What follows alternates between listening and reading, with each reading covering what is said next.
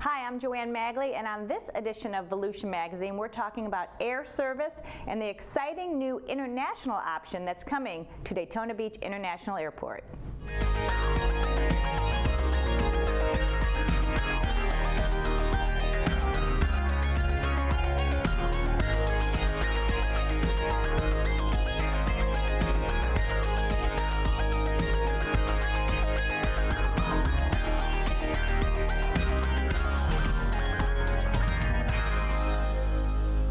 Well, fast, friendly, stress-free, that's the experience when you fly in or out of Daytona Beach International Airport, which is a service of Volusia County government. So my guest today is Jay Cassens. He's the Business Development Director at the airport. Hi, Jay. Hi, Joanne. Welcome.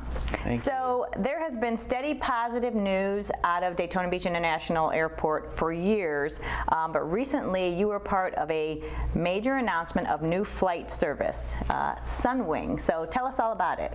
That's right. This past Wednesday we announced new non-stop service to and from Toronto, and it's on Sunwing Airlines, which will begin service at the end of January 28th to be exact. It'll be seasonal service right now, and it'll be 2 times a week to and from Toronto. Now, a lot of people that I've talked to, Sunwing isn't, I guess, a household name, right? But they do have established service here in Florida already. Yeah, so, well, it may not be a household name in this, I guess, county specifically. It is still around Florida, specifically Orlando, Tampa, and Fort Lauderdale are the 3 cities they currently serve in Florida. They're a huge airline and charter operator, travel agency up in Toronto, Canada.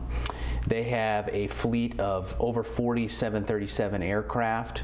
They like to brag that is the most fuel efficient, youngest fleet in Toronto. They're a low-cost carrier based in Toronto. And you know, I've had the personal pleasure of going up there and visiting their headquarters and visiting their aircraft and taking a tour of their facility. It's beautiful. The aircraft are beautiful. They're brand new. It's going to be a great addition to Daytona Beach International Airport. And again, on the aircraft, there are 189 seats, so it's as big as the largest jet that we currently get in here on a regular basis. And so a lot of factors go into when an airline decides to bring new service to an airport, and much of that has to do with what's going on in the community and if there's a demand for that service. So talk about those factors that influenced Sunwing to make that decision that yes, they want to be part of this community. For us doing air service at the airport, it's really all about getting our foot in the door with the airlines and getting them to pay attention enough to finally come visit the community, come visit the city, and take a chance just to come visit, because they're so busy and they've got so many other responsibilities in all of the cities that they serve around the world. Like Sunwing, it's very, very important to get them to come here and then put our best foot forward when they do come here. The community is really the one that ends up closing the deal, not necessarily the airport. And they come see our beautiful beaches and all the growth and development that we've had going on in the last couple years. That's what makes them want to take a chance. They see what's been happening in the last couple of years, and then what's coming down the road as well with all of the development. And there's actually been significant development, specifically coming from Toronto and Canada, you know, with the Mintos and some of the others. So I think once they came here, they realized that this is the place they wanted to serve next. And you know, there are big name companies that are expanding or have come here recently. The Hard Rock Hotel, you know, an international brand name. Brown & Brown, who decided that they were going to build their headquarters here in Daytona Beach. And then you mentioned Mintos, and then of course Margaritaville. So there is so much going on, and it makes people, I think, pay attention to our area and think that, you know, we need to be in on this. You look at also One Daytona and all the expansion that's gone on and the development and the improvements at the Daytona International Speedway. That speedway is a huge international product in itself, and I think really it's all about offering as many options to a consumer as possible. That's where the airline is going to go, where the consumer is going to have multiple options and can do all different kinds of things, because it's not going to be just one specific tourist attraction that's going to bring somebody to the area. There has to be lots of different options, and that's what's been going on here. Between the beach is a big part of it, but you've also got the entertainment options that have come up in the last couple of years. And so I think the figure was 200,000 people already travel from the Toronto, Canada area to Daytona Beach on a yearly basis. So there's already a market, and now with this new airline, that's just going to increase it even more. Yeah, it's documented well over 200,000 tourists from Toronto, the Canada region, every single year come here, and that doesn't count people that stay with friends and family, or maybe staying in Orlando or staying on the coast. That doesn't include them. And then we have secondary homeowners, which is over 2,000 in this area, residents that live full-time in Canada, in Toronto, but call this their winter home, snowbirds. And there's a lot of passenger traffic too that I think isn't accounted for, that it's going through Detroit, which isn't far away from Toronto. And Toronto is the #1 international destination for air service in and out of the airport as well, on Delta and American. So there's several different reasons why this makes sense. And that's just people coming here without the option of nonstop flights right now. Right. And now you add in the nonstop flights, it's going to, increase those numbers even more than they were in the past. So incentives are usually involved when you talk about bringing in a new airline service. And so talk about the incentives that were involved in this case with our airport and with the local partners as well. Incentives is something that's offered at large airports, small airports, doesn't matter where you go. There's some incentives involved with bringing new air service to a community. And in this particular case for us, it was a waiver of landing fees and facility fees, which it's not necessarily cash out of our pocket. It's just the ability for them to start up and start generating interest in this service and offset some of those immediate costs for a couple years. So that's the reason why we waive the fees, because we know that there's significant investment and there's ramp-up time involved. We call it market stimulation. That takes a year or two for the service really to stand on its own. And in those couple years, it's important for the airport to help offset the risks and offset the costs by providing marketing money so they can stimulate that interest in Canada and here locally, people going outbound as well. So for us, it was $125,000 and $250,000 total with the Convention Visitors Bureau participation. And then there was some Visit Florida funding and also Sunwing committed matching dollars as well. But again, that all goes into marketing and just creating awareness of the new service, because the most important thing you can do at the beginning is just get people aware, get people to know that there's now another option to get to Florida, and it's through Daytona Beach.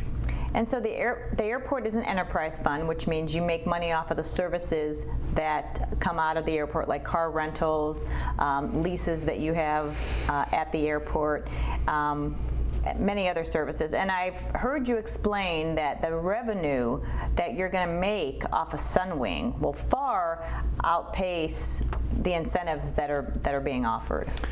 Yeah, the amount of money that we make off of our concessions and our car rentals and the passenger facility fees will far offset the amount of money that we put in there. For every passenger that comes to the terminal, between FAA grants and the facility charges and concessions and gift shop and parking, we generate about $21.70 per passenger when everything is considered.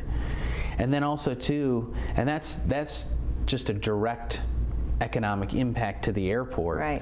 And then there's indirect, and that is people spending money in the community. They rent a car, they go down to the beach and they have a hotel and they spend money at the hotel, and they buy food and they buy gifts, and then that money continues to get reinvested in the community when visitors come here and spend money.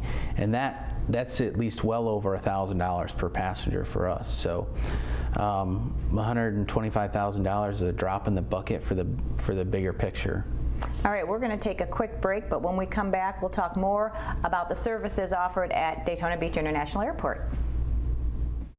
The Daytona Beach Half Marathon is back and better than ever. The 2019 event will take place February 9th and 10th. That's right, 2 days of racing. Hey, it's all about the running nation. Hit the sand Saturday for the Beachin' It 5K, followed by a party and bonfire. Then Sunday, take on the Half Marathon or Lap the Track 5K, both starting on the track at Daytona International Speedway and finishing at One Daytona to an awesome post-race party.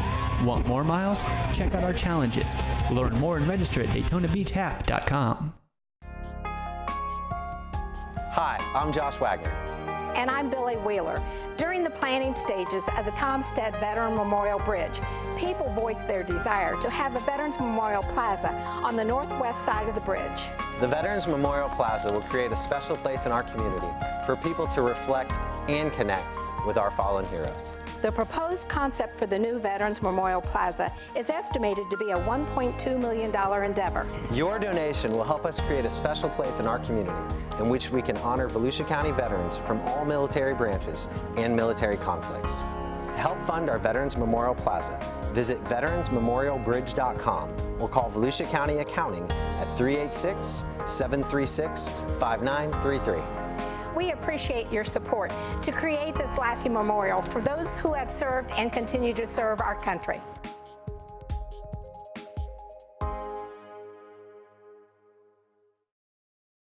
The Atlantic hurricane season begins June 1st and continues through November 30th.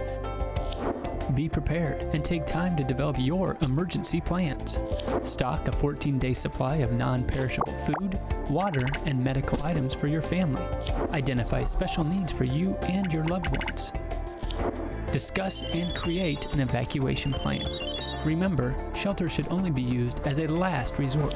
For more information, visit volusia.org/emergency.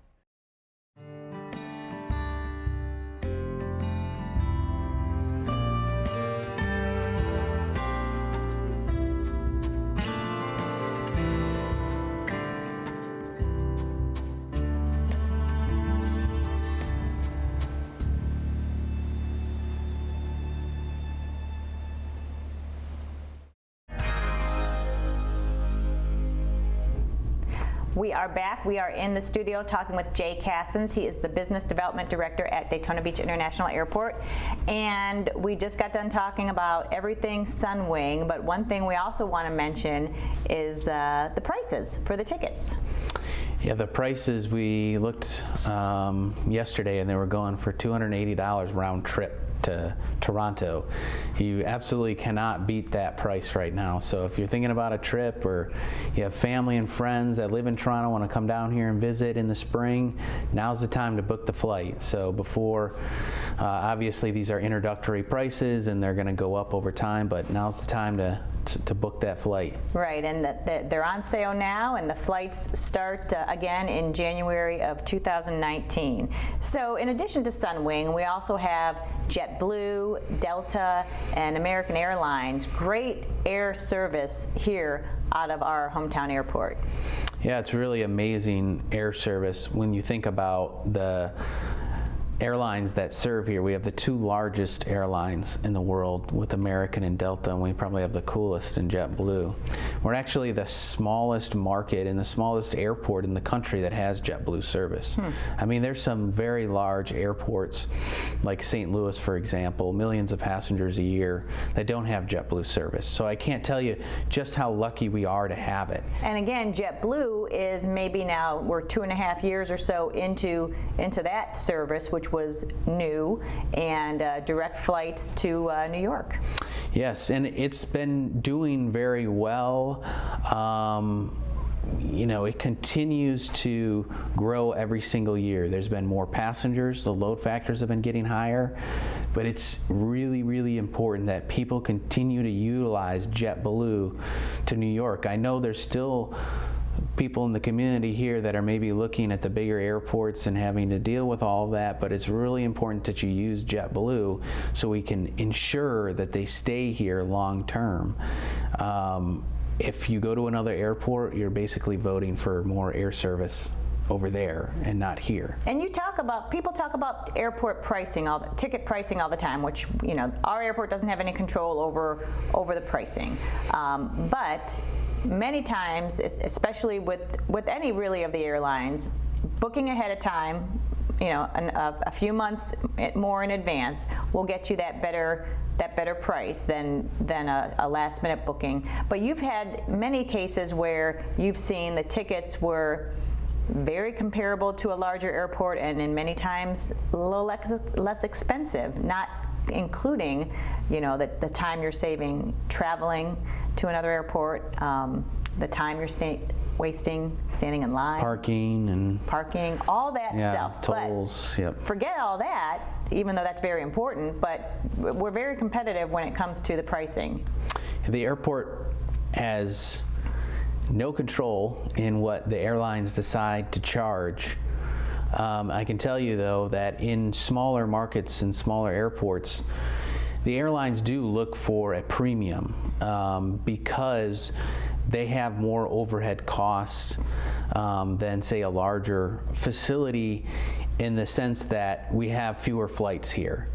So in the larger airports, you're talking about a lot of volume. You can make up for costs with volume. And here, you don't have as much volume. So they may look for a little price premium here and there, but I tell you, the airfares at the very beginning start out the same as the larger airports.